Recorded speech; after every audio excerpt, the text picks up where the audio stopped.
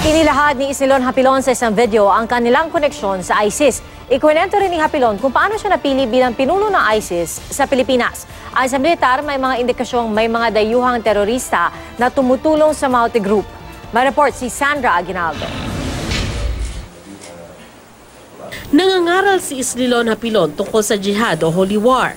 Nagsalita din siya tungkol sa tulong mula sa ISIS at pakikipag-usap sa ilang dayuhang terorista para sa isang gyera. Dahil tausog ang gamit ni Hapilon sa pagsasalita, tinulungan kami ni Professor Julkipli Wadi ng UP Islamic Studies sa paghimay sa mga sinabi nito. Ilang beses nabanggit ni Hapilon ang salitang dawla, Arabic word na nangangahulugang state o bansa. Ang ISIS ay tinatawag din ang sarili nitong Ad-Dawla al-Islamiyya o Islamic State.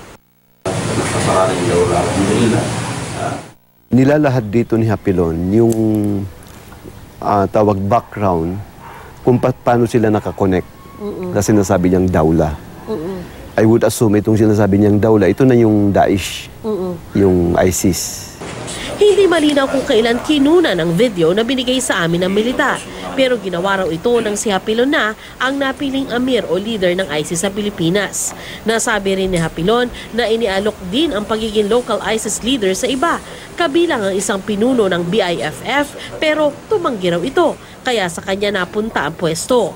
Sa 30 minutong video, katabi niya ang isang translator na nagsali ng kanyang sinasabi sa Malaysian.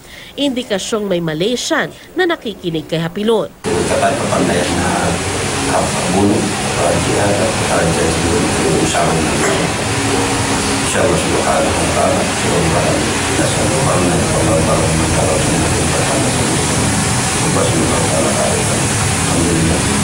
Ayon kay Wadi, bagamat hindi pa nababanggit ang Maute Group o ang Marawi sa video, binalak na ni Hapilon noon ang nagaganap ngayon sa Marawi. It appears Hapilon is well-versed with the doctrines of jihad.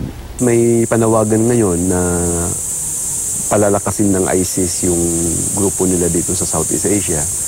At sinasabi dahil nasusukol sila dun sa Iraq. Noon pa naman napaulat ang ugnayan ng local terrorist groups sa mga dayuhang terorista. Pero sa pagkakataong ito, dama raw ng mga otoridad ang tulong ng mga dayuhan sa Maute Group. May na-recover ng 2 bangkay na mukha raw Middle Eastern. Those foreign terrorists that are involved in this hostility are bomb experts. Okay? Sila ang nagpa-facilitate, okay, ng pag-rig ng mga bomba along the buildings, in the houses. Highly trained sila sa pakiba kasi hindi tatagal ng ganito kung walang support from foreign fighters who are really experienced in battle. Sandra Aguinaldo, GMA News.